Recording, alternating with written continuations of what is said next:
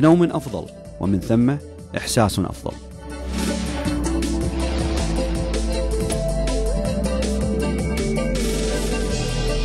مئات الملايين يعانون من الشخير في جميع أنحاء العالم، ونسبة كبيرة منهم تعاني من الاختناق التنفسي أثناء النوم. هل أنت منهم؟ لنبدأ بالتشخيص. من أعراض الشخير والاختناق التنفسي أثناء النوم: الحاجة للنوم أثناء النهار، النوم المنقطع أثناء الليل، فقدان الذاكرة، صعوبة التركيز، وزيادة الإحساس بالإحباط. ماذا يسبب الاختناق التنفسي على المدى البعيد؟ يزيد من نسبة الإصابة بأمراض القلب، يسبب ارتفاع في ضغط الدم، ازدياد نسبة الإصابة بالجلطة الدماغية، وكذلك ازدياد نسبة الإصابة بمرض السكري.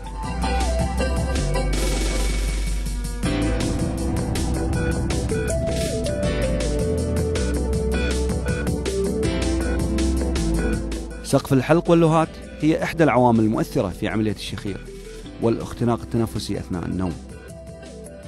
ارتطام الهواء بسقف الحلق أثناء التنفس هي إحدى أسباب الصوت المزعج أثناء النوم.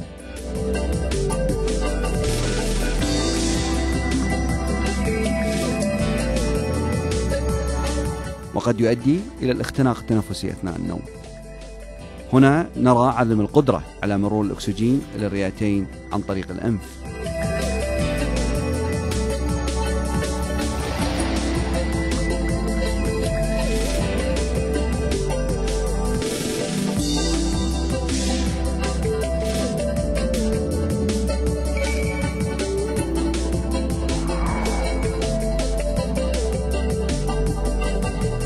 وهنا أيضا نرى أشعة رنين مغناطيسي تظهر الاختناق التنفسي أثناء النوم.